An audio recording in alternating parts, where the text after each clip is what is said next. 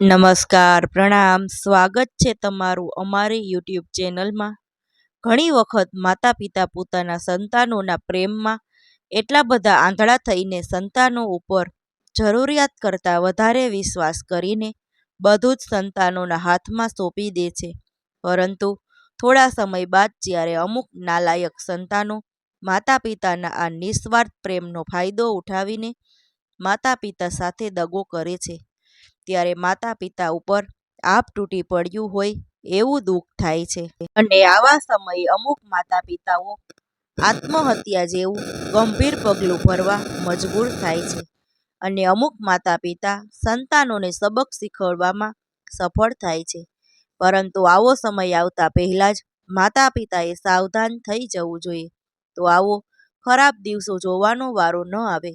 તો આજની કહાની પણ એવી જ એક માની કહાની છે, જે આજના સમયના દરેક માતા પિતાએ ધ્યાનથી સાંભળવી જોઈએ અને આ કહાનીમાંથી મળેલી શીખ જીવનમાં ઉતારવી જોઈએ. તો તમને વિનંતી છે કે આ કહાની અંત સુધી ધ્યાનથી સાંભળજો અને પસંદ આવે તો વિડીયોને લાઈક કરીને તમારા મિત્રો સાથે શેર કરજો. તો ચાલો શરૂ કરીએ આજની કહાની. કોકિલાબેનનું મન આજે ખૂબ વિચલિત હતું. લગાતાર પોતાના દીકરાને ફોન લગાડવાની કોશિશ કરી રહ્યા હતા, પરંતુ સામેથી કોઈ જવાબ નહોતો મળી રહ્યો.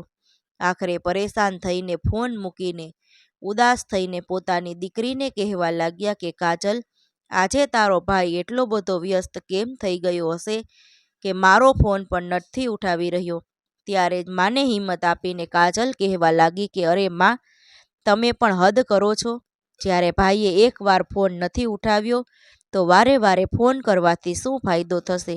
તમે તો અમને એમ કોઈ કારણ વગર જ પરેશાન થાવ અને ભાઈને પણ પરેશાન કરી રહ્યા છો. અને પછી ગુસ્સામાં આવીને ભાઈ કંઈક બોલી દેશે તો તમારી આંખોમાંથી આંસુ વહેવા લાગશે. અને તમને તો ખબર છે કે ભાઈ અત્યારે એની નોકરીમાં વ્યસ્ત હશે, કેટલું બધું કામ હોય છે, અને એને આ કામના સમયે ભાઈ પોતાનું કામ કરશે કે તમારી સાથે ફોનમાં વાતો કરશે. એટલે માએ કહ્યું કે આ કાજલ, તારી વાત બિલકુલ સાચી છે. વિચારો, મારો દીકરો આટલું બધું કામ કરે છે, એને ક્યાં નવરાઈ મળવાની હતી? હવે હું એને વારે વારે ફોન કરીને પરેશાન નહીં કરું. જ્યારે એને ટાઈમ મળશે ત્યારે એ ખુદ ફોન કરશે. એટલું કહીને કોકિલાબેન રસોઈ બનાવવા માટે રસોડામાં જતા રહ્યા. અને કોકિલાબેન એ દિવસને યાદ કરવા લાગ્યા જ્યારે તેના દીકરા મંથનનો જન્મ થયો હતો. કોકિલાબેન અને એના પતિ લાલુભાઈ એ સમયે ખૂબ જ ખુશ હતા, કેમ કે એના વિવાહના 10 વર્ષ બાદ તેને માતા પિતા બનવાનું સૌભાગ્ય પ્રાપ્ત થયું હતું. પરંતુ ખુશી પણ ઝાઝો સમય ન ટકી, કેમ કે જ્યારે એને ખબર પડી કે અમારા બાળકના બંને પગ પૂર્ણ રીતે વિકસિત નથી થયા, આ જાણીને પતિ પત્નીના પગ નીચે જમીન સરકી ગઈ હતી. અને ડૉક્ટરે જણાવ્યું હતું કે ભવિષ્યમાં તમારો દીકરો કદાચ એના પગ પર ચાલી પણ નહીં શકે. પરંતુ સાથે સાથે એવું પણ કહ્યું હતું કે કદાચ આ બાળકને સારો ઈલાજ અને સારી સાર સંભાળ મળે તો એના પગમાં ફરીથી જીવ આવી શકે છે. ત્યારે જ હિંમત કરીને કોકિલાબેને નિર્ણય કર્યો કે હું મારા દીકરાની સેવામાં દિવસ રાત એક કરી દઈશ. અને એના કારણે જ કોકિલાબેને પોતાની સરકારી નોકરી પણ છોડી દીધી હતી અને પૂરી રીતે મંથનની સાર સંભાળ રાખવા લાગ્યા. અને આ બાજુ લાલુભાઈ પણ ઓવરટાઈમ કરીને પોતાના દીકરાના ઈલાજ માટે પૈસા કમાવા લાગ્યા અને દીકરાને એક મોટી હોસ્પિટલમાં લઈ ગયા અને ત્યાં એનો ઈલાજ કરાવ્યો. ભગવાનની દયાથી માતા પિતાની તપસ્યાનું ફળ એવું મળ્યું કે એનો દીકરો 2-3 વર્ષમાં તંદુરસ્ત થઈ ગયો. આ જોઈને માતા પિતાને તો જાણે દુનિયાની બધી જ સંપત્તિ મળી ગઈ હોય એટલા ખુશ થયા હતા. હવે ધીરે ધીરે સમય વીતવા લાગ્યો અને થોડા સમય બાદ કોકિલાબેનના ઘરે એની દીકરી કાજલનો જન્મ થયો. એટલે દરેક માતા પિતાની જેમ કોકિલાબેન અને લાલુભાઈના પણ અરમાન હતા કે અમારા બાળકો સારી રીતે ભણી ગણીને પોતાના પગ પર થાય, અને કદાચ એના માટે અમારે ગમે એટલો કઠોર પરિશ્રમ કરવો પડે તો પણ કરીશું. આખરે દીકરો અમારી વૃદ્ધાવસ્થાનો સહારો બનશે. આવું વિચારીને બંને દંપતીએ પોતાના દીકરાને સફળતાના શિખર સુધી પહોંચાડવામાં માટે કોઈ કસર બાકી નહોતી રાખી અને એક દિવસ દીકરાને સફળતાના શિખર પર પહોંચેલો જોવાનું એનું સપનું પણ સાકાર થયું. એના થોડા સમય બાદ જ લાલુભાઈ હૃદયરોગના હુમલાના કારણે આ દુનિયા છોડીને જતા રહ્યા. તેની યાદોમાં ખોવાયેલા કોકિલાબેન એ ભૂલી ગયા કે તેમણે ગેસ પર દૂધ ગરમ કરવા મૂકેલું છે. ત્યારે જ કાજલ રસોડામાં આવી અને કહેવા લાગી, અરે માં, તમે ક્યાં ખોવાઈ ગયા છો? બધું જ દૂધ ઉકળીને બહાર ઉભરાઈ ગયું છે. ત્યારે કોકિલાબેન અતીતની યાદોમાંથી અચાનક બહાર આવ્યા અને ફટાફટ બધું સાફ કરવા લાગ્યા. ત્યારે જ ફોનની ઘંટડી વાગી એટલે કાજલે કહ્યું, માં, મને એવું લાગે છે કે તમારા લાડકાનો ફોન આવ્યો છે. અને કાજલ દોડીને ફોન ઉઠાવીને સ્પીકર પર લગાવી દીધો અને હજુ તો કાજલે હેલો કહ્યું ત્યાં તો મંથન ગુસ્સો કરીને કહેવા લાગ્યો કે શું પરેશાની છે? તમારે શા માટે વારે વારે ફોન કરીને મને પરેશાન કરતા રહો છો? તમારે તો કોઈ કામ ધંધો છે નહીં. એનો મતલબ એ નથી કે બાકીના બધા લોકો નવરા બેઠા હશે અને તમારા ફોનની રાહ જોઈ રહ્યા હશે. હવે કંઈક બોલીશ કે હું ફોન મૂકી દઉં? પોતાના ભાઈનો આવો વ્યવહાર જોઈને કાજલ હેરાન રહી ગઈ અને બોલી કે તું મને કંઈક બોલવા દઈશ ત્યારે હું બોલીશ ને. આ સાંભળીને મંથન ચૂપ થઈ ગયો એટલે કાજલે કહ્યું, મારે કંઈ કામ નહોતું, પરંતુ માં તો આખરે માં છે. એને એટલા માટે તારી ચિંતા કરતી હતી. પરંતુ તારો આવો વ્યવહાર જોઈને માં પણ એમ માનવા તૈયાર નથી કે હવે એનો દીકરો એનો નથી રહ્યો. ત્યારે જ કોકિલાબહેને કાજલના હાથમાંથી ફોન લીધો અને કહેવા લાગી કે આ કેવી વાતો કરી રહી છો? કાજલ, તારા મોટા ભાઈ સાથે આવી રીતે વાત કરાય? ચાલી જા અહીંથી. ત્યારબાદ કાજલની આંખોમાં આંસુ આવી ગયા અને તે ત્યાંથી જતી રહી. કોકિલાબહેન ફોન પર પોતાના દીકરા સાથે વાત કરવા લાગ્યા ત્યારે જ મંથને ગુસ્સો કરીને કહ્યું, માં, હવે તો કાજલની જીભ વધારે ચાલવા લાગી છે. નાના મોટાની મર્યાદા પણ નથી રાખતી. આટલું કહીને મંથન કહેવા લાગ્યો કે માં, મારે થોડા પૈસાની જરૂર છે અને વાત જાણે એમ છે કે મેં થોડા સમય પહેલાં જ ઘરનું રિપેરિંગ કામ શરૂ કરાવ્યું છે અને થોડા દિવસથી તમારી વહુની તબિયત પણ ખરાબ રહે છે એટલે એને ડૉક્ટર પાસે લઈ જવી છે અને આ મહિનાનું બજેટ પણ બગડી ગયું છે. એટલે તમારાથી થઈ શકે તો થોડા પૈસાની વ્યવસ્થા કરાવજો ને બાકી બધું હું સંભાળી લઈશ. એકવાર ઘરના રિપેરિંગનું કામ થઈ જાય ત્યારબાદ હું તમને બંનેને અહીં મુંબઈ મારી સાથે રહેવા તેડાવી લઈશ. ત્યારબાદ આપણે સાથે રહીશું અને એટલા માટે તો હું ઘરનું રિપેરિંગ કરાવી રહ્યો છું. ત્યારે કોકિલાબેને કહ્યું કે કંઈ વાંધો નહીં દીકરા, પૈસાની વ્યવસ્થા તો હું કરાવી દઈશ, પરંતુ તું બસ એટલું જણાવી દે કે તારે કેટલા પૈસા જોઈએ છે અને કેટલા સમય માટે જોઈએ છે. માની આ વાત સાંભળીને મંથનને ગુસ્સો આવી ગયો અને કહેવા લાગ્યો કે માં, આ કેવી વાત કરી રહ્યા છો તમે? કેટલા સમય માટે જોઈએ છે એનો મતલબ શું છે? એટલે માએ કહ્યું, દીકરા, વાત જાણે એમ છે કે અમારી પાસે આ ઘર સિવાય બીજું કાંઈ નથી અને મારા સોનાના ઘરેણાં જે મેં કાજલ માટે રાખ્યા હતા એ પણ મેં તને આપી દીધા છે. જ્યારે તે કહ્યું હતું કે તારા સાસુ ખૂબ બીમાર છે ત્યારે એના ઈલાજ માટે તારે પૈસાની જરૂર હતી અને દીકરા, તે એ સમયે કહ્યું હતું કે હું જલ્દી જ પૈસા પાછા આપીને તમારા ઘરેણાં તમને પાછા આપી દઈશ, પરંતુ એ ઘરેણાં પણ તે હજુ સુધી નથી આપ્યા. તારી બહેન પણ હવે નાની બાળક નથી રહી, કોલેજમાં ભણી રહી છે. 2-4 વર્ષ બાદ એના વિવાહ માટે પણ વિચારવું પડશે. એટલે દીકરાએ કહ્યું કે માં, તમે એ વાતની ચિંતા બિલકુલ ન કરો. એ બધું તો હું સંભાળી લઈશ. એકવાર ઘરના રિપેરિંગનું કામ થઈ જવા દો, ત્યારબાદ હું સૌથી પહેલાં તમારા ઘરેણાં છોડાવી લઈશ, બાકીના રૂપિયા બાદમાં આપીશ. દીકરાની આવી વાત સાંભળીને કોકિલાબહેન કહેવા લાગ્યા કે કેટલા રૂપિયા જોઈએ છે? ત્યારે હું કંઈક પૈસા ઉધાર લાવવાની વ્યવસ્થા કરું છું. ત્યારે મંથન બોલ્યો કે માં, આ વખતે મારે થોડા વધારે પૈસાની જરૂર છે.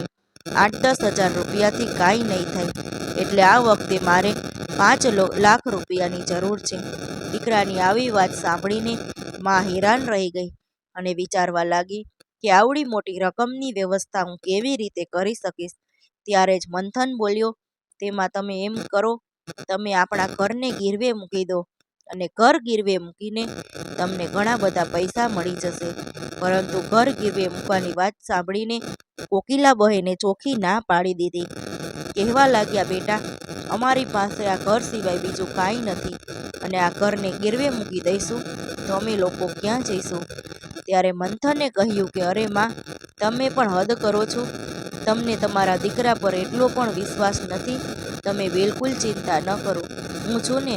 પોતાના દીકરાની વાતોમાં આવીને કોકિલાબેને પોતાની પાસે બચેલી એક જ સંપત્તિ ને પણ ગીરવે મૂકી દીધી, અને એના બદલે એને 10 લાખ રૂપિયા મળી ગયા.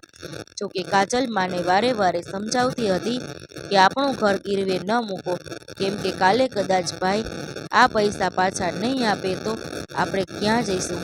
પરંતુ કોકિલાબેને પોતાની પુત્રીની એકેય વાત ન સાંભળી ને કહેવા લાગ્યા કે મને મારા દીકરા પર પૂરો વિશ્વાસ છે. કોણ જાણે તું શા માટે તારા ભાઈને ખોટો સમજી રહી છો? અને આમ પણ આ વાતમાં તારે માથું ન મારવું જોઈએ, કેમ કે ઘરના નિર્ણય કરવા માટે હું આ ઘરની માં હજુ તો મોજૂદ છે. હવે અને મુશ્કેલ સમયમાં હું મારા દીકરાનો સાથ નહીં આપું તો કોણ આપશે? અને એણે તો એવું પણ કહ્યું છે કે એકવાર ઘરનું કામ પૂરું થઈ જાય એટલે આપણને બંનેને એના ઘરે એની સાથે રહેવા લઈ જશે, અને તારા વિવાહનો ખર્ચો પણ એ ઉઠાવશે. હવે દીકરી માથા પછાતી રહી, પરંતુ માએ દીકરીને એક પણ વાત સાંભળી નહીં.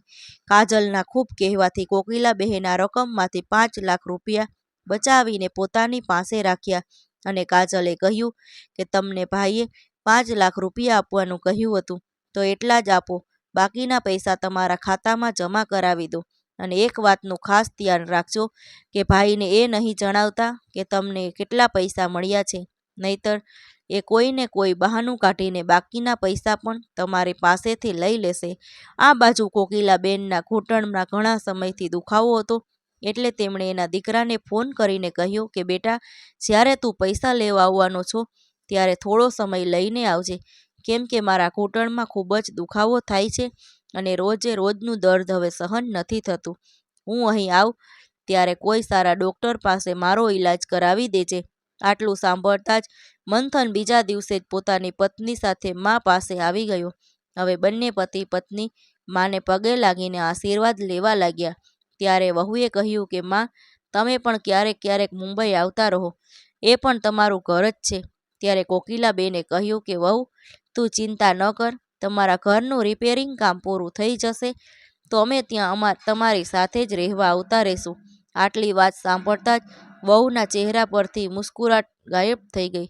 ત્યારે જ મંથન પોતાની પત્નીને ઈશારો કરીને હસીને કહેવા લાગ્યો કે હા માં તો આપણી સાથે જ રહેશે, અને આમ પણ ઘરના રિપેરિંગ માટે આટલા બધા પૈસાની વ્યવસ્થા તો માએ જ કરી છે. મંથનનો ઈશારો સમજીને એની પત્ની પણ હસવાનું નાટક કરીને કહેવા લાગી, હા, એ ઘર પણ તમારું જ છે ને, અને જ્યાં સુધી ઘરમાં કોઈ વડીલ ના હોય ત્યાં સુધી ઘર ઘર નથી કહેવાતું. હવે વહુ જલ્દીથી રસોડામાં જઈને ચા નાસ્તો બનાવવામાં કાજલને મદદ કરવા લાગી. ત્યારે જ મંથને એની માને કહ્યું કે માં, પહેલા પૈસા મને આપો, કેમ કે હું બેંક તરફ જઈ રહ્યો છું, એટલે એ પૈસા મને આપશો તો હું બેંકમાં જમા કરાવી દઈશ, જેનાથી તમારી ચિંતા દૂર થઈ જશે. આમ પણ ગામ હોય કે શહેર, ચોરી થવાનો ડર તો દરેક જગ્યાએ રહે છે. ત્યારે બાદ માએ પૈસાથી ભરેલા બેગમાંથી 5 લાખ રૂપિયા કાઢીને દીકરાના હાથમાં આપ્યા. પૈસા જોઈને દીકરો અને વહુ ખુશ થઈ ગયા, અને મંથન કહેવા લાગ્યો કે માં, ઘર ગીરવે મૂકીને કમસે કમ 8-10 લાખ રૂપિયા તો તમને મળ્યા હશે, એટલે બાકીના પૈસા ક્યાં છે? ત્યારે કોકિલાબહેને કહ્યું, બેટા, 10 લાખ રૂપિયા મળ્યા હતા, પરંતુ કાજલના વિવાહ માટે પણ થોડા પૈસા બચાવીને રાખ્યા છે, એટલા માટે આ પૈસામાંથી 5 લાખ રૂપિયા તારી બહેનના વિવાહ માટે બેંકમાં જમા કરાવી દઈશ. 1-2 વર્ષમાં કોઈ સારો છોકરો શોધીને એના વિવાહ કરાવવા છે. આટલું સાંભળતા જ મંથન ગુસ્સો કરીને કહેવા લાગ્યો કે માં, તમે તો મને એક પળમાં જ પરાયો કરી દીધો. મને તો એવું લાગે છે કે તમને મારા પર જરાય વિશ્વાસ નથી રહ્યો, નહીંતર બધા જ પૈસા મને આપી દીધા હોત. કંઈ વાંધો નહીં, તમને મારા પર વિશ્વાસ નથી તો પછી આ બધી વાતોનો શું મતલબ? ત્યારે કોકિલાબહેને કહ્યું કે બેટા, તું કેવી વાત કરી રહ્યો છે? મને તારા પર પૂરો વિશ્વાસ છે. કદાચ તું કહેતો હોય તો બાકીના બધા જ પૈસા હું તને આપી દઉં છું અને મારે જ્યારે જરૂર હશે ત્યારે હું તારી પાસેથી માગી લઈશ. એટલે મંથને કહ્યું, હા માં, આ તમારા જ પૈસા છે, તમે તો બસ એને સંભાળીને રાખી દઈશું.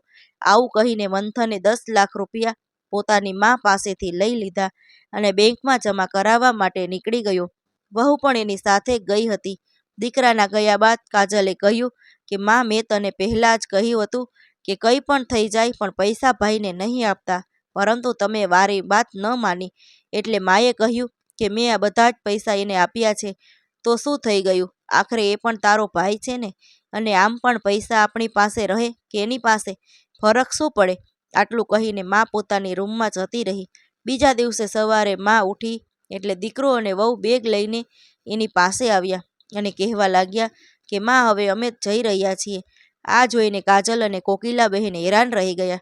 ત્યારે જ માએ કહ્યું કે બેટા, તું તો અહીં થોડા દિવસ રોકાવાનું હતો ને, અને મારે મારા પગનો ઈલાજ પણ કરાવવાનો હતો, શું તું એ ભૂલી ગયો છો? ત્યારે દીકરાએ કહ્યું કે નહીં માં, વાત જાણે એમ છે કે મારે થોડું જરૂરી કામ આવી ગયું છે, એટલા માટે અમારે જવું પડશે. થોડા દિવસ બાદ પાછો આવીને કોઈ સારા ડૉક્ટર પાસે તમારો ઈલાજ કરાવી દઈશ. આટલું કહીને દીકરો અને વહુ પોતાના ઘરે જવા નીકળી ગયા. ત્યારે જ કાજલે કહ્યું, હું જાણતી હતી કે ભાઈ અહીંયા ફક્ત પૈસા માટે આવ્યો હતો. પૈસા મળી ગયા એટલે નીકળી ગયો. દીકરીની વાત સાંભળીને મા પણ વિચારમાં પડી ગઈ. હવે ધીરે ધીરે સમય વીતવા લાગ્યો. ક્યારેક મા પોતાના દીકરાને ફોન કરતી તો ક્યારેક કાજલ ફોન કરતી, પરંતુ દીકરાએ ક્યારેય ફોન ઉઠાવ્યો જ નહીં. ભૂલથી ક્યારેક ઉઠાવી લેતો હતો ત્યારે એવું કહીને કાપી નાખતો કે હું અત્યારે મીટિંગમાં છું, થોડી વાર પછી ફોન કરું છું. અને 2 મહિનાથી દીકરાએ બેંકનો હપ્તો પણ ભર્યો નહોતો, એટલે બેંકમાંથી નોટિસ આવવા લાગી હતી, પરંતુ કોકિલાબેન કંઈ કરી શકે તેમ નહોતા, કેમ કે પોતાનું ઘર ગીરવે મૂકીને જેને બધા જ પૈસા આપી દીધા હતા એ દીકરો તો માની વાત સાંભળવા માટે પણ તૈયાર નહોતો. જ્યારે કોકિલાબેન પાસે કોઈ વિકલ્પ ન રહ્યો ત્યારે દીકરીને સાથે લઈને મુંબઈ જવા નીકળી ગયા. અને જ્યારે દીકરાના ઘરે જઈને દરવાજો ખખડાવ્યો અને દરવાજો ખોલ્યો તો ત્યાં કોઈ બીજું રહેતું હતું. હવે મા દીકરી આ જોઈને હેરાન રહી ગયા અને પૂછવા લાગ્યા. એટલે જાણવા મળ્યું કે આ ઘર હવે આ લોકોએ ખરીદી લીધું છે અને અહીં રહેવાવાળા લોકો ક્યાં રહેવા ગયા છે એ અમને ખબર નથી. આ સાંભળીને મા નિરાશ થઈ ગયા અને હવે તો મા ખુદને લાચાર મહેસૂસ કરી રહી હતી. અને આ શહેરમાં તેઓ બીજા કોઈને જાણતા નહોતા, એટલા માટે તેઓ કોઈ બીજી જગ્યાએ જઈ શકતા નહોતા. પરંતુ દીકરીએ હિંમત ન હારી. તેમણે આસપાસમાં રહેવાવાળા લોકોને પૂછ્યું તો કોઈને કંઈ ખબર નહોતી. આખરે થાકી હારીને મા દીકરી પાછા ઘરે આવવાનું વિચારી રહ્યા હતા ત્યારે જ ત્યાં એક કુરિયરવાળો આવ્યો અને મંથનના નામનું પાર્સલ લઈને આવ્યો હતો. અને મંથન ત્યાં ન મળ્યો એટલે પાર્સલ પર લખેલા નંબર જોઈને ફોન કરવા લાગ્યો. કહ્યું કે સર, હું તમારું પાર્સલ લઈને આવ્યો છું, એટલે તમે મને તમારું નવું એડ્રેસ જણાવી દો, હું ત્યાં આવીને પાર્સલની ડિલિવરી કરી દઉં છું. ત્યાં ઊભા કાજલે આ વાત સાંભળી એટલે એના મગજમાં એક આઈડિયા આવ્યો અને આ કુરિયરવાળા ભાઈને કહેવા લાગી, ભાઈ, શું તમે મંથન સાથે વાત કરી રહ્યા હતા? હા મેડમ, મંથનભાઈ સાથે જ વાત કરી રહ્યો હતો, પરંતુ તમે આ બધું શા માટે પૂછી રહ્યા છો? એટલે કાજલે કહ્યું, ભાઈ, મંથન મારો મોટો ભાઈ છે અને આજે એનો જન્મદિવસ છે. અમે લોકો એને સરપ્રાઈઝ આપવા માંગતા હતા, એટલા માટે અમે એને જણાવ્યા વગર જ ગામડેથી અહીં આવ્યા છીએ. અને અહીં આવ્યા ત્યારે ખબર પડી કે તેઓ હવે કોઈ બીજી જગ્યાએ રહે છે, એટલે તમે એનું નવું એડ્રેસ અમને આપશો તો અમારી મહેરબાની થશે. કાજલની વાત સાંભળીને કુરિયરવાળાએ એક પેપર પર મંથનનું નવું એડ્રેસ લખીને આપ્યું. થોડી વારમાં જ કોકિલાબેન અને કાજલ આ એડ્રેસ પર પહોંચી ગયા જ્યાં મંથને પોતાનો ફ્લેટ ખરીદ્યો હતો. હવે મા દીકરી જ્યારે અંદર જવા લાગ્યા ત્યારે વોચમેને તેને અંદર જવાની રોકી લીધા. એટલે કાજલે પોતાના ભાઈનું નામ આપ્યું અને કહ્યું કે આ મારા ભાઈને જણાવશે કે તેની મા અને બહેન ગામમાંથી આવ્યા છે. પરંતુ વોચમેને કાજલની વાતો પર વિશ્વાસ નહોતો આવતો, કેમ કે કોકિલા બેને એક જૂની સાડી પહેરી હતી અને કાજલે એક સાધારણ ડ્રેસ પહેરેલો હતો. એટલે વોચમેનને એવું લાગ્યું કે કોઈ અજાણ્યા લોકો છે. હવે કાજલ વારે વારે હાથ જોડીને વિનંતી કરવા લાગી, અમારી વાતનો વિશ્વાસ કરો, મારા ભાઈને અમે આવ્યા છીએ એવી સૂચના આપો, અથવા તો અમને અંદર જવા દો. એટલે વોચમેને કહ્યું કે તમારે લોકોને તો બીજું કોઈ કામ નથી હોતું, મોટી મોટી ઇમારતો જોઈ લ્યો એટલે કામ માગવા માટે આવી જાવ છો, પરંતુ આ સોસાયટીમાં કામવાળા આવી રીતે નથી રાખવામાં આવતા. આ સોસાયટીના ઘરોમાં જે કોઈ કામ કરે છે એનું સૌથી પહેલાં પોલીસ વેરિફિકેશન કરવામાં આવે છે, ત્યારબાદ એને કામ પર રાખવામાં આવે છે. આ સાંભળીને કોકિલાબેન કહેવા લાગ્યા, શું વાત કરી રહ્યા છો તમે? હું શું તમને કામવાળી બાઈ લાગુ છું? અમે કોઈના ઘરે કામ કરવા વાળા નોકર નથી. મારો દીકરો આ બિલ્ડિંગમાં રહે છે અને અમે એને મળવા આવ્યા છીએ. આ વાત સાંભળીને વોચમેન હસીને કહેવા લાગ્યો, તમારી હાલત જોઈને તે એવું નથી લાગતું કે તમારો દીકરો આવડી મોટી બિલ્ડિંગમાં રહેતો હશે. ગાર્ડની આવી વાત સાંભળીને કાજલને ગુસ્સો આવ્યો અને કહેવા લાગી કે તમે મારી મા સાથે આવી રીતે વાત ન કરી શકો. ત્યારે જ એ બિલ્ડિંગમાં રહેવાવાળા એક વડીલ દાદા ત્યાં આવ્યા અને કાજલને પૂછવા લાગ્યા કે તમે લોકો ક્યારના અહીં ઊભા છો? આખરે શું વાત છે? એટલે કાજલે આખી વાત આ દાદાને જણાવી. ત્યારબાદ આ દાદાએ વોચમેનને કહ્યું, આ છોકરી કહી રહી છે કે એનો ભાઈ આ બિલ્ડિંગમાં રહે છે, તો શું શા માટે નથી માની રહ્યો? ત્યારે વોચમેને કહ્યું, આ લોકોને જોઈને મને નથી લાગતું કે એનો દીકરો આ બિલ્ડિંગમાં રહેતો હશે. પરંતુ આ વૃદ્ધ દાદાના કહેવાથી મા દીકરીને અંદર જવા દીધા અને કોકિલાબેન પોતાની દીકરી સાથે સોસાયટીની અંદર તો આવી ગયા, પરંતુ હવે ક્યાં જવું એ વિચારીને બંને પરેશાન થવા લાગ્યા. અંદર તો એક એક બિલ્ડિંગમાં ઘણા બધા ફ્લેટ હતા.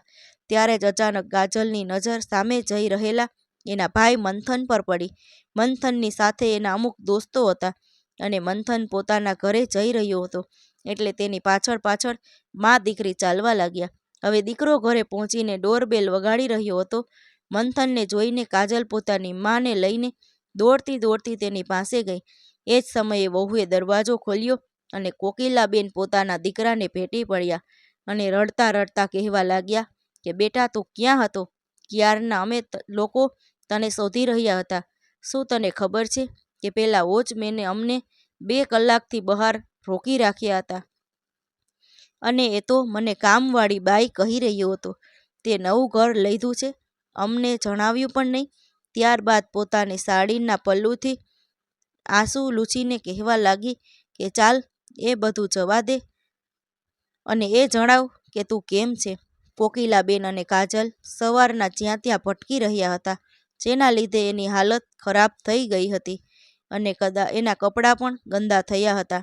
પોતાના દોસ્તો સામે પોતાની માની આવી હાલત જોઈને મંથન વિચારવા લાગ્યો કે કદાચ મારા દોસ્તોને ખબર પડી જશે કે આ મારી મા અને બહેન છે તો મારા દોસ્તો સામે મારી ઇજ્જતના ધજાગરા થશે. એને કંઈ સમજાતું નહોતું કે શું કરવું. ત્યારે જ વહુએ કહ્યું, અરે તમે લોકો કોણ છો? કંઈ કારણ વગરના ગળે પડી રહ્યા છો? ત્યારે મંથન પણ કહેવા લાગ્યો કે કોણ છો તમે કદાચ તમે અહીં કામ માગવા આવ્યા હોય તો અમારા ઘરમાં તો પહેલાથી જ કામવાળી બાઈ આવે છે. પોતાના દીકરાના મોઢેથી આવા શબ્દો સાંભળીને કોકિલાબહેને એક ઝાટકો લાગ્યો અને હેરાન રહી ગયા અને ઉદાસ થઈને દીકરાને જોતા રહી ગયા અને વિચારવા લાગ્યા કે જે દીકરા માટે મેં આજ સુધી આટલો બધો ત્યાગ કર્યો હતો, આજે એ જ દીકરો પોતાની માને ઓળખવાની ના પાડે છે. માની આંખોમાંથી આંસુની ધાર થવા લાગી.